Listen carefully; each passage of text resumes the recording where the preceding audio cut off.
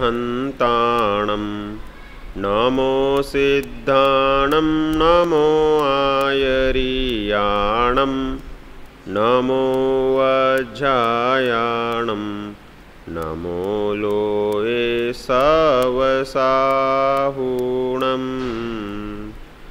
गुणे अनंत ज्ञायक विमल परम ज्योति भगवान परम पुरुष परमात्मा शोभित केवल ज्ञान। ज्ञान दर्पण में पंडित कविवर शाह दीपचंद जी कृत अनेक प्रकार के सुंदर छंदों से भेद विज्ञान की पुष्टि की गई है। वह भेद विज्ञान परम सुखदायी है। शाश्वत स्वभाव के आश्रय से किया हुआ कोई भी कार्य वह नियम से अनाकुलता लक्षण लेकर ही प्रकट होता है। इसलिए भेद ज्ञान संबंधी वार्ता भी मंद कषाय जन्य सुख त्वरित प्रकट करती है। इसकी चर्चा वार्ता इसमें जो सुख होता है वह कषाय की मंदता होती है, इसलिए उसमें शांति लगती है जिसे इसकी रुचि हो। रुचिवानों को अपने रुचिकर विषयों में सहज सुख भासित होता है। अगर वह रुचि का विषय शुद्धात्मा है तो संसार का अभाव करने वाला, परमानेंट दिशा और दशा प्राप्त कराने वाला, शाश्वत सुख को प्राप्त करने वाला हो जाएगा।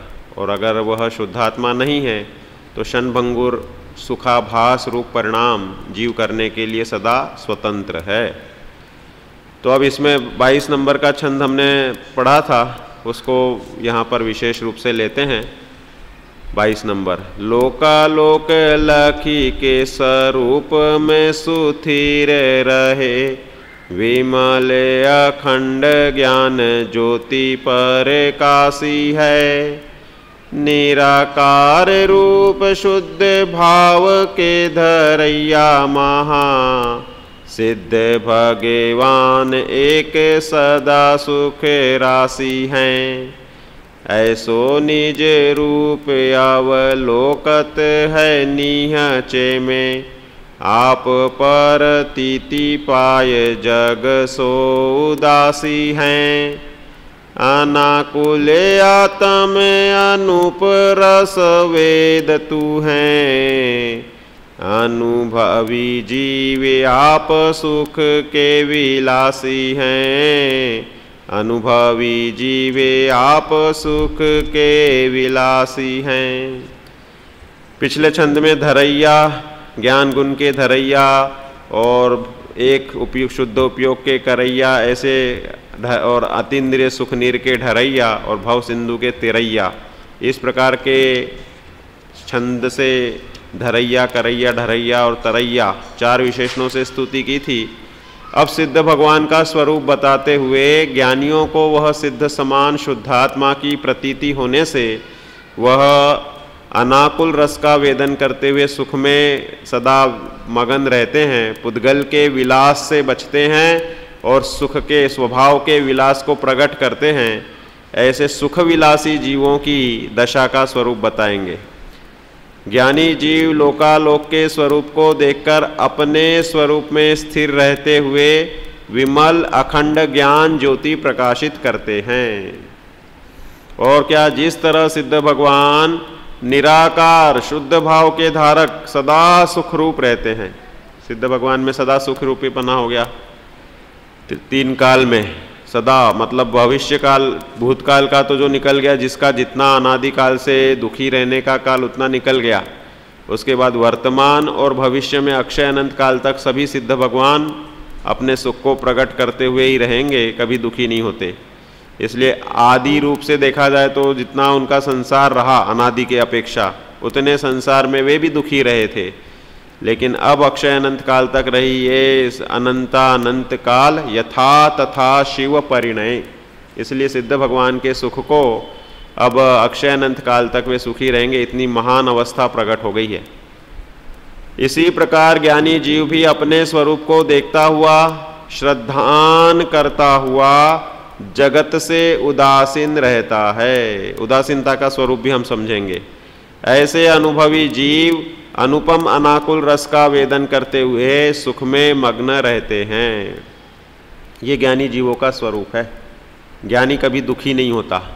श्रद्धा की अपेक्षा दुख नाम की चीज़ उसके स्वभाव में है ही नहीं, तो वह पर्याय में भी श्रद्धा के कारण अनंतानुबंधी जन्य दुख को ज्ञानी भोगता ही नहीं है, वह उतना सदा सुखी बना ही रहता है। इसलिए जो नरक में सुख की परिभाषा दी ना, भला नरक का वास सहित जो समकित पाता, उससे समझ लेना चाहिए कि ज्ञानी प्रतिकूल से प्रतिकूल परिस्थिति में भी शुद्धात्मा के संबंध में कारण विपर्य, स्वरूप विपर्य, भेदाभेद विपर्य नहीं रखता, उसमें निशंक रहता है।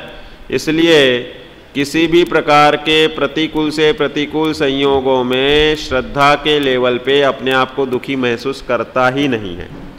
चारित्र मोह के कारण अप्रत्याख्यानावरण, प्रत्याख्यानावरण, संज्वलन जन्य दुख उसे दिखते हैं, उस रूप वह परिणमता है, परंतु अंदर में ज्ञायक स्वभाव को देखते ही वह समग्र दुखों से भिन्न अपने आप को अनुभव करता है।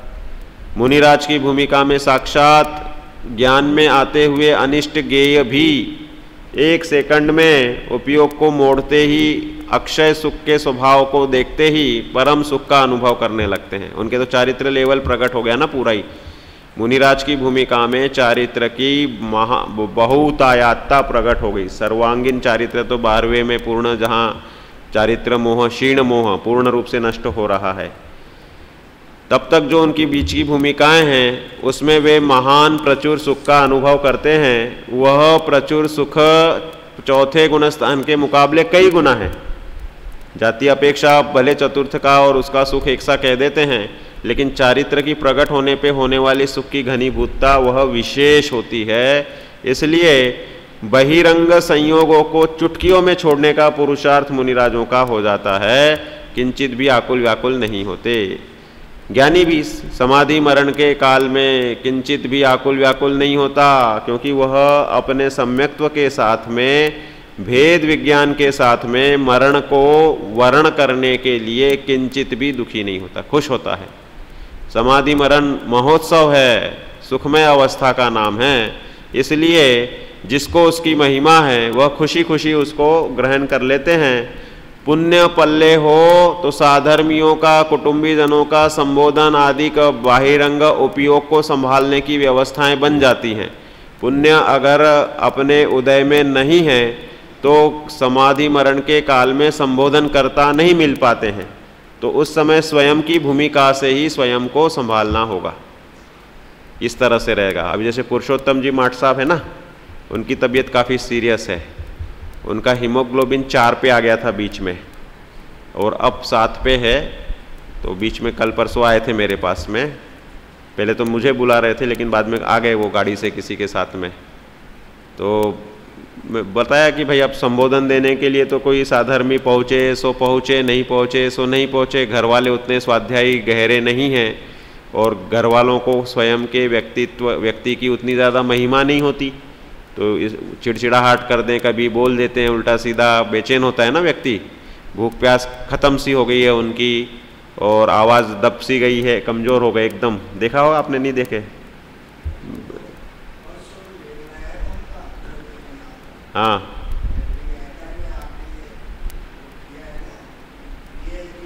हाँ, अच्छा, हाँ। तो इस तरह से उन्होंने समाधि मरण तो नहीं लिया है। समाधि मरण हमारे ताऊ जी ने लिया है, और वो 37 दिन से दूध, ये छाछ और पानी पे रह रहे थे, और पिछले 8 दिन से सिर्फ पानी पे हैं। और रोज़ उनकी व्हाट्सएप पे वीडियो आ जाती है। उनको संबोधन देने वाले के लिए तांता लगा हुआ है। हमारे कुटुंब के 93 लोग हैं टोटल, तो सब के सब 1-1, 2-2 दिन के लिए आ रहे जा रहे, पूरे इधर उधर भारतवर्ष में बिखरे हुए लोग हैं हमारे रिश्तेदार सब। अधिकांश क्रियाकांड और कुछ अंश में ये भक्ति साहित्य वगैरह की रुचि रखते हैं, तो इसलिए सब के सब वो पूरे समय चालू रहता है वहाँ पे। और 2 साधु आकर के संबोधन देते, 2 माताजी आकर के संबोधन देती हैं, मतलब कोई ना कोई लगा ही रहता है पूरे समय। इतना उनका प्रचुर पुण्य है, और वो भी पूरे होश में और जागृत अवस्था में, कोई प्रमाद नहीं आ रहा है विशेष रूप से। मलमूत्र हो नहीं रहा है उनको, पानी जब एक गिलास मात्र ले रहे हैं, लिमिट बना दी उस पानी की भी कितना ही लेना है, तो पिछले 12 दिन से 1 गिलास पानी पे वो हैं, कमज़ोर हो गए हैं, अब तो लेटे रहते हैं। पहले तो बोलते थे एक कदम चल के बताओ, तो 3 कदम चल के दिखा देते थे। इस तरह से उनके वीडियो बना के रखे। पूरी सतना में है, वहाँ पे खूब भीड़ भाड़ सब देखने के लिए आ रही है, क्योंकि वो महिमा हो चुकी है कि भाई समाधि वास्तव में करना कितना दुष्कर और कठिन है, लेकिन वो उनकी सफलतापूर्वक अच्छे से हो रही है, जागृत अवस्था में रह रहे हैं। उचित रूप से स्वाध्याय भी अध्यात्म ग्रंथों का भी होता है और पुराण ग्रंथ वगैरह पूरे समय चालू ही रहता है, मतलब 1-2 घंटे के लिए उनको विश्राम अगर कुछ रहे तो उस समय छोड़ देते हैं, बाकी हर समय कोई ना कोई संबोधन और उनके अनुकूल जागृत में पूछते रहते हैं उनसे, समझ में आ रहा है कि नहीं आ रहा है। तो उत्साह जो अंदर का है वो काम करता है, दृढ़ता। ये दृढ़ता जो होती है भावनाओं के साथ में जीवन भर की साधना के साथ चलती है। भाई हम अनुकूलता में अगर दृढ़ता नहीं रखते हैं और ये पुद्गल के विलासी हो जाते हैं, इंद्रियों के दास हो जाते हैं, खान पान से, रहन सहन से, हवा पानी से, इन सब से अगर हम प्रतिकूलताओं का अभ्यास अभी इस अनुकूल अवस्था में नहीं करते हैं, तो फिर वह समाधि मरण के समय सब कुछ छोड़ना है। उनने गृह त्याग कर दिया, मंदिर की धर्मशाला में रहते हैं और सिर्फ चटाई और पाटा एक रखा है, उस पर वो तकिए के लिए चौकी लगा के सिर रख के उस पर लेट जाते हैं और बाकी सब बंद। कोई रिश्तेदारों से सबसे क्षमा याचना करके सबसे संबंध छोड़ दिया है। कोई उनको 10 मतलब प्रतिमाओं के हिसाब से उन्होंने 10 प्रतिमाएं ग्रहण कर ली है और अंतिम अवस्था में मतलब मुनि अवस्था धारण करने का पूरा मानस बन चुका है। तो वो चल रहा है उनका उद्यम पूरा का पूरा अच्छे से। तो कहने का तात्पर्य, जब हम सुखासीन अवस्था में रहते हैं तो उस समय भेद विज्ञान के साथ में हमें ये अभ्यास को भी ग्रहण करना चाहिए। सर्दी गर्मी के दुखों को सहन करना, भूख प्यास के दुखों को सहन करना, यही चलते ना अंत समय में। इंद्रिय जन्य शिथिलता होने के बावजूद भी परिणामों को सुधारने में उत्साही होना, क्योंकि अपना स्वरूप ऐसा है कि इंद्रिय शिथिल होंगी, बुखार तेज हो जाएगा, गहल होने लग जाते हैं, तो हम अपने परिणामों को भी गहल करने लगते हैं। इसलिए ज़रूरी है कि ऐसे समय स्वयं के परिणाम उल्लसित वीर्य के साथ सावधान हो। वह स्वयं का पुरुषार्थ स्वयं के लिए काम में आता है। इसलिए अनेक गाथाओं का हमें कंठपाठ हो, अपने आलम्बन के लिए बहुत सारा मटेरियल हो, 6-8 घंटे बिना आगम के और बैठ कर के स्वाध्याय वगैरह हो जाए, इस प्रकार की भूमिका तो बननी ही चाहिए। और जाप देने का रस हो, ध्यान करने का रस हो, भक्ति साहित्य गुनगुनाने का रस होना चाहिए और गाथाएं वगैरह तो होना ही चाहिए मुख्य आलम्बन के लिए। तो सहज ज्ञाता दृष्टा रूप परिणाम अगर रहते हैं तो उसमें यह समाधि सुलभता से अच्छे से हो जाती है। जिस प्रकार कोई 15 किलो का वजन उठाना है तो जो अच्छा ताकतवान है उसको तो बिल्कुल चुटकियों में उठा लेता है, उसको तकलीफ नहीं होती कि 15 किलो वजन उठा रहे हैं तो हम बहुत थक रहे हैं या वो हो रहे हैं। और जिसके पास ताकत नहीं है तो वो थकता है, पसीना पसीना हो जाता है, गिरते उठते वैसे टेंशन में उठाता है। उसी प्रकार जिसने अपने ज्ञान वैराग्य को जीवन भर की साधना से अपनी दृष्टि को ज्ञाता दृष्टा स्वभाव रूप से परिपक्व कर लिया है, वह किसी भी समय समाधि लेने के लिए हमेशा तैयार रहेगा। उसे ट्रेन में कोई एक्सीडेंट हो जाए, कुछ भी हो जाए, अपने योग्यता अनुसार तुरंत परिणाम संभाल करके, चारों प्रकार के आहार का त्याग करके पंच परमेष्टि की शरणा या अपने गाथा आदि के माध्यम से शुद्धात्मा के सन्मुख अपने विकल्पों को रखना, इस प्रकार शुभोपयोग से मरण करने के लिए सतर्क रह सकता है। शुद्धोपयोग से मरण कर ले तो अधिक से अधिक, उसमें आया आगम में कि जो शुद्धोपयोग से मरण करता है उसके अधिक से अधिक 8 या 7 भाव होते हैं, और जो शुभोपयोग से करते उसके भी 15 भाव शायोपशमिक सम्यक दर्शन के साथ में 15 भाव पर्यंत उसका भ्रमण हो सकता है। उसमें उसके बाद में वह मोक्ष के लिए पुरुषार्थ कर ही लेता है। यद्यपि वह शुभोपयोग पंच परमेष्ठि वाला शुभोपयोग होगा। हंसते खेलते तो बहुत सारे लोग मरते हैं, अन्य मत में भी मरते हैं, जिंदगी भर गलत काम किया हो वो भी लास्ट में हंसते हंसते बोले अभी बस बैठे ही थे, एकदम से हंस रहे थे और कुछ बात हो रही थी, एकदम से बोले कुछ दर्द सा हो रहा है और चले भी गए। वो शुभोपयोग कहाँ रहा? उसमें शुभोपयोग नहीं रहा। शुद्धात्मा मरु पंचगुरु जग में सरना दोए, इसके माध्यम से जो मरण होगा वो शुभोपयोग में मरण है। सिर्फ वेदना में ही मरण होगा तो दुखद मरण होगा ऐसा नहीं है। इसलिए यह अपने भेद विज्ञान का अभ्यास, अपने परिणामों की दृढ़ता और दृढ़ता से सब कुछ है। सम्यक दृष्टि के श्रद्धान को लिखते हैं कि वज्रपात हो जाए, बिजली आदि चमकती है अपने ऊपर गिर जाए तो भी वह मैं शुद्धात्मा हूँ, मेरा मरण नहीं होता, ऐसा श्रद्धान रखता हुआ उस बिजली के आघात को सहता हुआ या जानता हुआ दुखी नहीं होता। इस तरह से उसके परिणामों में दृढ़ता होती है। इसलिए उस दृढ़ता का कारण है कि वह सम्यक दृष्टि की श्रद्धा जैसे जैसे अवगाढ़ पने को प्राप्त होती है वह शायिक सम्यक्त्व के सन्मुख बनने लगता है। शायोपशमिक सम्यक्त्व से शायिक सम्यक्त्व होने की विधि क्या है कि अपनी श्रद्धा को अधिक अधिक परिपक्व करता हुआ वेद विज्ञान के सहारे अनेक अनेक प्रकार से दृढ़ता लाता हुआ अक्षय अनंत काल के लिए यही शुद्धात्मा सो मैं हूँ ऐसी मान्यता हो जाना, उसका नाम शायिक सम्यक दर्शन है। इसलिए परिणामों को अत्यंत दृढ़ रखना चाहिए। देखो अब सिद्ध भगवान का स्वरूप लोकालोक लखी के स्वरूप में सुथिर रहे, सकल गे ज्ञायक तदपि निजानंद रसलीन वाली बात कि इस लोकालोक को लख रहे हैं, क्योंकि अनादि से स्वरूपी ज्ञान का ऐसा है कि इसमें लोकालोक प्रतिबिंबित होते ही होते हैं। एक यही ज्ञान में प्रतिबिंबित पर गेय को जानकर राग द्वेष करके संसार था, अब इनका राग द्वेष रहा नहीं, लोकालोक को लखी के स्वरूप में सुथिर रहे, अपने स्वरूप में सुस्थिरता से आनंद रस का पान करते हैं। विमल अखंड ज्ञान ज्योति प्रकाशी है, कह रहे हैं निर्मलता हो गई है, मलिनता नहीं है, अखंड है, कभी खंडित नहीं होगी, ऐसी ज्ञान ज्योति से सहज ही उनका प्रकाश प्रकट हो गया है। निराकार रूप शुद्ध भाव के धरैया महा, निराकार है, कह रहे हैं कि भाई अब राग द्वेष के संकल्प विकल्प के कोई आकार नहीं रहे हैं। साकारो ज्ञानम, ज्ञानोपयोग तो साकार और विकल्प सहित ही है, मतलब विशेषता। विकल्प मतलब जो हम यहाँ पे संकल्प विकल्प छद्मस्त जीव करते, वैसे सिद्ध भगवान छद्मस्त होकर संकल्प विकल्प नहीं करते, लेकिन सब ज्ञेयों को अपने अपने आकार के रूप से जानते हैं। इसलिए लिखते हैं कि वे बिल्कुल निराकार शब्द से रूप ही नहीं है, इधर तो ये लेना, निराकार रूप शुद्ध भाव के धरैया महा, शुद्ध भाव को धारण किया हुआ है जिन्होंने। और सिद्ध भगवान एक सदा सुख राशि है, सदा सुख की राशि है वे। ऐसो निज रूप अवलोकत है निहचे में, निश्चय से अपने में ऐसा ही सिद्ध स्वरूप ज्ञानी जीव अवलोकन करते हैं। आप प्रतीति पाए जग सो उदासी है, अपनी प्रतीति से जग से विरक्त हैं, उदासी है। तो कह रहे हैं कि शुद्धात्मा के आलम्बन से सदा सुख राशि है, खुशी है, और बाहर से उदास है। दास भगवंत के उदास रहे जगत सो सुखिया सदैव, ऐसे जीव समकीति हैं।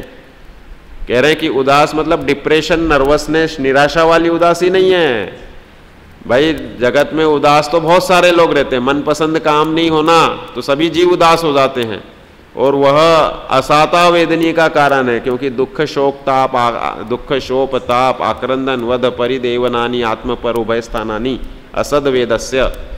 तो इसलिए वह उदासी तो जगत की असाता वेदनी का बंधन करती है। और अपने चिदानंद भगवान आत्मा को जिसने ग्रहण कर लिया है और उसमें आसीन हो गया, उत माने उच्च स्थान, जिस तीन लोक में सबसे उच्च अपना शुद्धात्मा है, उस शुद्धात्मा में जो आसीन हो गया है, अर्थात जिसने उसमें अपनापन का श्रद्धान कर लिया है, वह जीव जग से विरक्त होता है। ज्ञानी मगन विषय सुख माही, यह विपरीति संभवे नाही। इसलिए वह बाहरी प्रपंचों से विरक्त रहता है। संत साधु बन के विचरूं, वह घड़ी कब आएगी, ऐसी विरक्तता सहज रहती है, क्योंकि वह जानता है कि बाहर में मेरा कुछ चलना है ही नहीं और मुझे उससे कुछ सुख दुख है ही नहीं, तो मैं बाहर में रमूं क्यों। लेकिन पूर्व के चारित्र मोह के उदय के वश लोक व्यवहार आदि में वह दिखता है, परंतु अंदर में श्रद्धा के कोने से तो वह सबको हेय ही जानता है। इसका नाम है उदासी। अनाकुल आत्म अनूप रस वेदतु है, कह रहे हैं कि निराकुलता रूप से जो आत्मा का अनुपम रस है, आनंद रस है, सुख रस है, उसे वेदन करता है। स्वभाव का वेदन किसी काल में भी खंडित नहीं होता। अनंतानुबंधी जन्य अभाव का। उपयोग जाए तो विशेष आनंद है, उपयोग नहीं रहे तो भी मान्यता जनित तो आनंद सदा ही है। अनुभवी जीव आप सुख के विलासी हैं, अनुभवी जीव अपने ही सुख के विलासी हैं, पुद्गल के विलासी नहीं है। अभी तक हम पुद्गल में विलास मान रहे थे, सुखी होने के लिए संयोगों को जोड़ रहे थे, मकान दुकान गाड़ी बंगला इसमें लगे रहते हैं। दाम बिना निर्धन दुखी और तृष्णा वश धनवान, और चाह आग दहे सदा, निरंतर चाह रूपी रोके न चाह निज शक्ति खोए, शिव रूप निराकुल तान जोय। शिव अपने निराकुल स्वभाव को तो देखता नहीं और चाह रूपी अग्नि में जलता रहता है।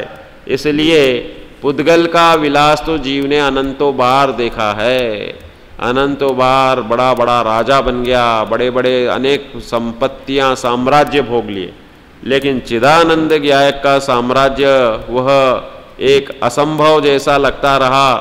और अब जब काल लब्धि और भली होनार हो तो वह दृष्टि में आता हुआ सामने दिखता है तो सहज ही जग से विरक्ति होकर के उसका यह पुद्गल का विलास छोड़ता है और स्वभाव का विलास, शुद्धात्मा का विलास, इसलिए लिखते सुख के विलासी हैं, निराकुल सुख के विलासी हो जाते हैं। इस प्रकार ज्ञानी के लिए सुख का विलास बताया। और अब बता रहे हैं कि आत्मिक ज्ञान सबसे महान है। इन लोक में जितने भी ज्ञान हैं उसमें आत्मज्ञान ही ज्ञान है, शेष सभी अज्ञान। विश्व शांति का मूल है वीत राग विज्ञान। तो उसकी बात यहाँ पर इस छंद में दे रहे हैं। कर्म अनादि जोग जाते निज जान्यो नाही, मानी पर माही आपो भव में बहुत हैं। गुरु उपदेश समय पाए जो लखावे जीव, आप पद जाने भ्रम भाव को दहतु है।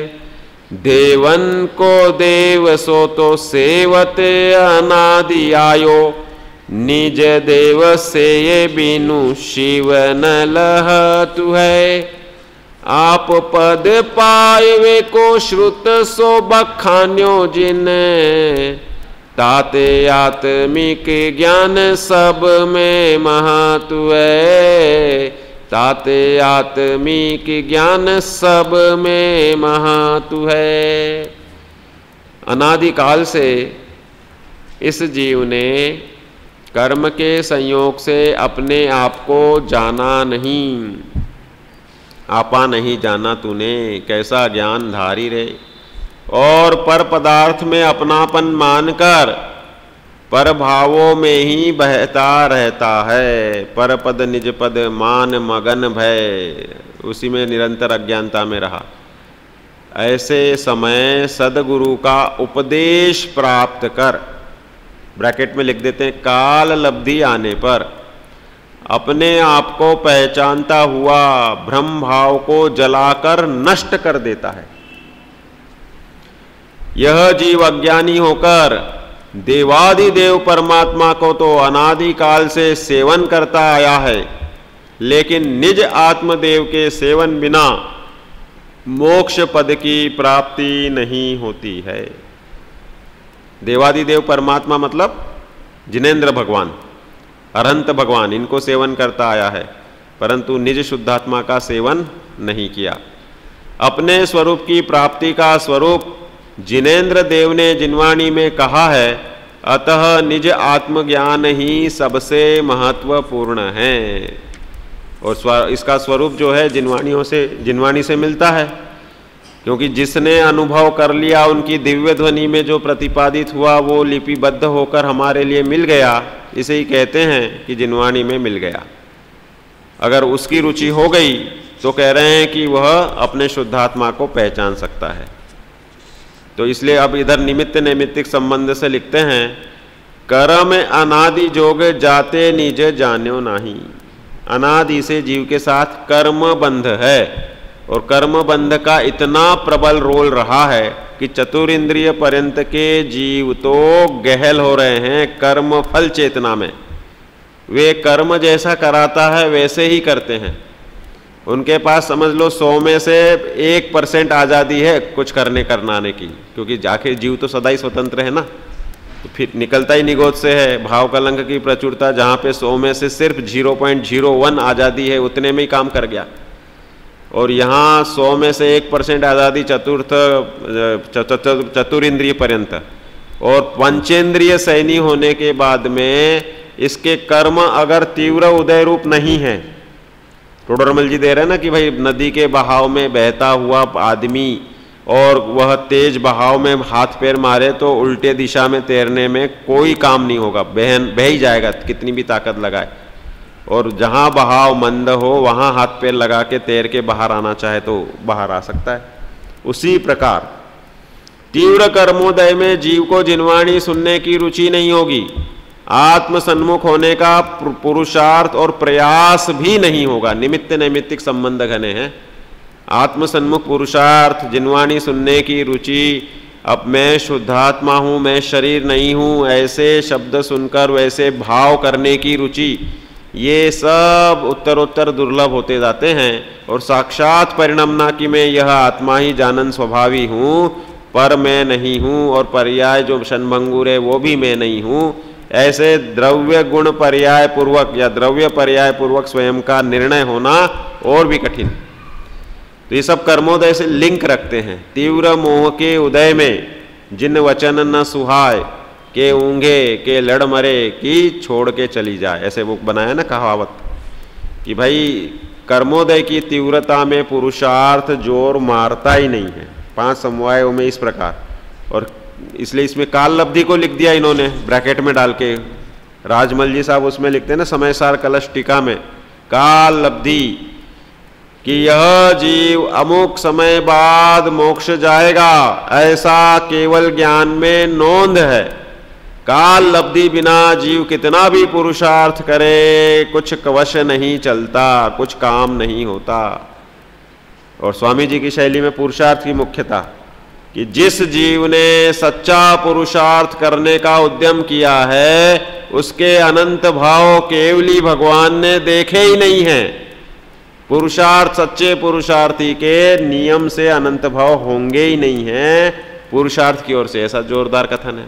तो 5 समवाय में किसी को मुख्य करके कि भाई जो जो देखी वीत राग ने सो होगी वीरा रे, अनहोनी कबहू नहीं होसी काहे होता धीरा रे, समयो एक बड़े नहीं घटसी जो सुख दुख की पीरा। ये होनहार के ऊपर से जो जो देखी वो होगी, है ना। अनहोनी कबहू नहीं होगी, ये होनहार भवितव्यता, उसके लिए मुख्यता से कथन हो गया। तो 5 समवायों में इस प्रकार से मुख्य गौण करके कथन करते हैं। कार्य तो 5 समवाय से होता है। अब करने योग्य हमारे पास तो पुरुषार्थ ही है, स्वभाव पड़ा हुआ है, पुरुषार्थ हमारे पास है। बाकी 3 में क्या करोगे, निमित्त जुटाने की जरूरत नहीं, काल लब्धि आ जाएगी जिस कार्य में कर लोगे। कर्म के उपशमादिक करने की ताकत अपने में है नहीं। तो पुरुषार्थ कहाँ करना, अपने स्वरूप को समझ करके ज्ञाता दृष्टा स्वभाव का प्रगटीकरण करके निज में रमना, पर से हटना, और यही सच्चा पुरुषार्थ है। तो इसमें निमित्त भी आ जाएंगे, काल लब्धि भी आ जाएगी, और होनार भी अच्छी है जिसकी वही कर पाएगा, और सहज ही स्वभाव तो विराजमान है, पुरुषार्थ जागृत हो ही गया है। इसलिए अपने हाथ में करने की चीज तो पुरुषार्थ है, बाकी कुछ नहीं है। तो इसलिए लिख रहे कर्म अनादि जोग जाते निज जान्यो नाही, कर्म के अनादि जोग से आत्मा ने अपने आप को जाना नहीं। मानी पर माही आपो भाव में बहुत है, अपने आप को पर में ही इसने अपना माना, और ऐसे अनेक भाव करता रहा। हर भाव में, बहुत भाव में इसने पर को ही अपना माना। गुरु उपदेश समय पाए जो लखावे जीव, कह रहे हैं कि भाई इसकी भली होनार हो तो गुरु मिलेंगे, और गुरु के उपदेश से यह अगर विचार करेगा तो कार्य होगा, तो देशना लब्धि यथार्थ फलेगी। तो गुरु उपदेश के समय जो अपने जीव को लखता है, आप पद जाने भ्रम भाव को दह तू है, अपने पद को जानता है और भ्रम का त्याग कर देता है। देवन को देव सो तो सेवते अनादियाओ, देवों के देव श्री जिन देव, कह रहे हैं कि चतुर्निकाय के देव जजे हैं। चारों निकाय के देव एकमात्र जिनेंद्र भगवान को ही जजते हैं, चाहे व्यंतर हो अजैन व्यंतर हो, वो भी जिनेंद्र भगवान को ही धोख देता है कुल देव मान करके। इंद्रियों को जिन्होंने जीत लिया है, अनंत सुख के स्वभाव को प्राप्त हो गए हैं। जैसे अपने बहुत सारे जैनी भाई होते हैं, वे अरहंतों का स्वरूप नहीं जानते, सिर्फ उपचार से मंदिर में आके धोख दे करके अच्छी परिक्रमा देंगे, जाप भी देंगे, और लेकिन अरहंतों का स्वरूप नहीं जानते, सिद्धों का स्वरूप नहीं जानते, आचार्य उपाध्याय साधु परमेष्ठी का स्वरूप नहीं जानते। ये बिंब है, जिन बिंब मनुष्याकृति ध्यान मुद्रा में है, अंतर्मुख मुद्रावंत जिनेंद्र भगवान को देख करके उनके स्वरूप को नहीं जानते हुए भी धोख देते हैं, क्रिया रूप से संपूर्ण शुद्ध क्रियाएं करते हैं। तो कह रहे हैं कि उनको भेद विज्ञान पूर्वक जो अरहंतों की पहचान होनी चाहिए वैसी नहीं हो पाती है।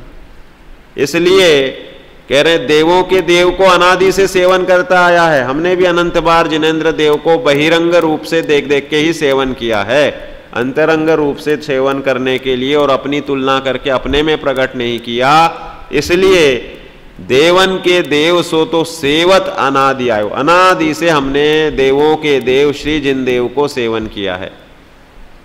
जो अजैन व्यंतरादिक हैं वो कुल देवता मान के नियोग, रोज नियोग रहता है उनका। नियोग मतलब जिसको जो काम पकड़ा दिया वो काम करना होगा। हम नियोग से वैद्य किए को बांध के आए, जीवन भर वैद्य बने रहेंगे। रत्नकरण में दिखते ना कि भाई मनुष्य गति के जीवों का समय कैसे निकलता है। बहुत से लोगों का कपड़े सिलने में ही पूरा समय चला था, बहुत से लोग बूट पॉलिश में ही समय मनुष्य गति का पूरा निकल जाता है। वो जो होते हैं आपके कसेरों का, वो है ना ठठेरों का रास्ता, वो ठोक ठोक ठोक ठोक के जीवन उसी में निकल जाता है उनका, पूरी गली जीवन। वो दादाजी करते, उसका बेटा कर रहा है, उसके पुत्र कर रहे। वो हमारा चुन्नीलाल कल्याणमल बख्श है, पहले वो उसके पिताजी बैठते थे, अब उसका बड़ा भाई बैठता है, अब छोटा भाई बैठता है, अब उसका बेटा बैठने लग गया। 3 पीढ़ी तो हम नहीं देख ली सामने, दुकान बस परंपरा से वही के वही चलते जाते हैं। नियोग बांध के आए हैं कि कर्मों के उदय के साथ ऐसी ऐसी सामग्री तुम भावना करके बांध ली है, उसके अनुकूल तुमको वो संयोग मिलेंगे और तुम्हारी बुद्धि भी वैसी होगी कि तुम उसी काम में करते हुए अपना मनुष्य जीवन बिता दोगे। नियोग वशात हमने पूर्व में तीर्थ यात्रा को अच्छा बांधा था, माना था, तो सोनागिर में लिखा है नियोग वशते आत हूँ पूजू सोनागिर में आए। पहले ही मंदिर, पहला या दूसरे मंदिर में ये ऐसा लिखा है, जो छंद बनाया ना किसी ने कि मैं नियोग वश, कि भाई हमने पूर्व में तीर्थ यात्रा को कभी अच्छी भाई थी तो वह हमें पुण्य बंध गया, और पुण्य बंध गया तो हमारा नियोग बन गया कि हम तीर्थ यात्रा के लिए ले जाए जाएंगे। तो हमें पिताजी ले गए, अब हमको खेलने की ज़्यादा इच्छा हो रही, मंदिरों में जाने की इच्छा कम हो रही, नियोग वश हम तीर्थ यात्रा में आ गए। माँ बोलती है दर्शन कर, धोख दे, तो धोख भी दे देते हैं, लेकिन परिणामों की गहराई है क्या? नियोग हमने इनकैश किया नहीं, और पिकनिक जैसा वंदना करके और हो गए साहब, सोनागिर जी जाके आ गए। अधिकांश लोगों की यात्राएं ऐसी रहती ना, भाई सुबह सोनागिर कर ली, शाम को हम उधर पहुंच गए, दूसरी जगह पहुंच गए, फिर ये पहुंच गए। मूड पटकी वंदना बोलते हैं ना उसको, मतलब सिंपल धोख दी, प्रतिमाओं का अवलोकन गहराई से हुआ नहीं, चिंतन की गहराई अंदर में जमी नहीं, और थकान आदि से लक्ष्य है, खान पान में वृत्ति ज़्यादा है, तो भाव सहित वंदन कहाँ हुआ? एक बार वंदे जो कोई ताही नरक पशुगति नहीं हुई, और चरणों को देख करके आलम्बन लेना है। बोलो शिखर जी के इसमें भाव किसके, भाव सहित वंदना क्या होती है? एक बार वंदे जो कोई भाव सहित, तो भाव सहित वंदना मतलब क्या है इसमें? सम्यक दर्शन सहित और अरहंत सिद्धाचार्योपाध्याय साधु के यथार्थ स्वरूप को जानता हुआ जो वंदना होगी, वो थकान, खान पान, प्राकृतिकता, इधर उधर के संकल्प विकल्प, एक दूसरे यात्री आदि को देखना आदि से रहित होकर के अधिक ज्ञाता दृष्टा रूप और शांत भक्ति भाव रूप से होगी, वो भाव सहित वंदना है। इसलिए सिंपल सभी शिखर जी वंदना करने मात्र से भाव सहित वंदना हो गई, ऐसा हम सर्टिफिकेट नहीं दे सकते। अपने अपने परिणाम को स्वयं को ही टटोलना होगा। तो इसलिए भावनाओं का बहुत बड़ा खेल है। नियोग मात्र से हमें यात्राएं मिल जाती हैं, और उस नियोग मात्र में हमने अगर भावनाओं की गहराई कर ली तो वो यात्राएं अनंत काल के लिए सुखी बनाने वाली यात्रा बना जाएगी, मतलब सिद्धावस्था प्राप्त कराने वाली, सम्यक दर्शन लेकर के मुक्ति मार्ग प्रशस्त करने वाली। तो इसलिए उस नियोग वशात किए जाने वाले काम से हम अपना जीवन निकाल देते हैं, लेकिन उसमें अगर पुरुषार्थ अच्छा करते हैं, बंध अधिक नवीन वाले जो आ रहे हैं उनको अच्छे करते हैं, क्योंकि अब तो हम पूरे आगम तीजा नैन बखाना से कौन से परिणामों से कौन सा बंध होता है ये सब अच्छे से जानते हैं। तो अपने ज्ञान वैराग्य को पुष्ट करने वाले बंध अगर करते हैं तो ज्ञान शक्ति वैराग्य बल प्रकट होते हुए शिव साधे समकाल मोक्ष जाने की विधि प्रकट हो जाएगी। इसलिए लिखते हैं भ्रम का देवन को देव सो तो सेवत अनादि आयो, निज देव से बिने शिव न लहतु है। अपने निज ज्ञायक देव को ग्रहण किए बिना शिव अर्थात मोक्ष की प्राप्ति नहीं होती। आप पद पाए वे को श्रुत सो बखान्यो जिन, कह रहे हैं कि अपने पद को पाने के लिए वर्तमान में श्रुत से इसका वर्णन किया गया है आगम से, और साक्षात समोशरण हो तो वह दिव्य ध्वनि में उसका आस्वादन मिलता है। आज से 2500 वर्ष पूर्व 600 भगवान महावीर के मोक्ष गमन के 683 वर्ष के बाद में ये लिपिबद्ध करने की जरूरत पड़ी। उसके पहले संपूर्ण चतुर्थ काल में लिखना और लिपि करना तो बहुत अल्प चलता था। ब्राह्मी सुंदरी को अंक विद्या और अक्षर विद्या सिखा करके लिपि का तो जन्म पहले ही तीर्थंकर के काल में हो गया था, परंतु उस समय इन लिपियों के बद्ध करके शास्त्र पढ़ना आदि की जरूरत ही नहीं पड़ती थी। साधारण रूप से परंपरा रूप से ही उपदेश आदि की परंपरा चलती थी। आपने बोला एक बार में हमें याद हो गया। इस तरह से याददाश्त के बल पे, गहराई के बल पे सब काम चलते थे और निर्मल परिणामी जीवों की मुख्यता थी। तो कोई लिखा पढ़ी की जरूरत नहीं, बोलने मात्र से ही काम हो जाता था। अब धीरे धीरे वक्र परिणामी हो गए तो लिखा पढ़ी चाहिए, विटनेस चाहिए, उंगलियों के निशाना। वो आधार कार्ड सब में कंपलसरी कर रहे हैं ना भाई, बैंक के अकाउंट के साथ भी अब आधार कार्ड और पैन कार्ड के साथ भी, क्योंकि 10 लाख फर्जी पैन कार्ड भी बना लिए लोगों ने। तो अब उंगली के निशान जो हैं ये सबके भिन्न भिन्न होते हैं, तो उस आधार कार्ड बायोमेट्रिक इसके सहारे ही आपने दबाया तो बस ये यही व्यक्ति है, तो उसके सब जो चीज़ें हैं वो उसी को मिलेगी। इस तरह से इतना गहराई वाला काम होने लग गया। तो अब आधार कार्ड कंपलसरी हो जा रहा है सब चीज़ों में, बायोमेट्रिक 5 उंगलियों के फिगर उसका होकर के। तो ये सब जितने जितने वक्रता आ रही उतनी उतनी चीज़ें चाहिए मेंटेन करने के लिए। और पहले साधारण अत्यंत निर्मल परिणाम होते थे, तो बिना लिखा पढ़ी के, बिना कोई इसके सहज रूप से वह जीवन चल जाता था। तो आप पद पाए वे को श्रुत सो बखान्यो जिन, ताते आत्मिक ज्ञान सब में महतु है। तो श्रुत के मार्फत उस आत्मिक ज्ञान की प्राप्ति होती है। उसे प्राप्त करने के लिए आगम का ही सेवन करना चाहिए। इस प्रकार से यह बात बताई है, विशेष बात अपनी आगे आएगी।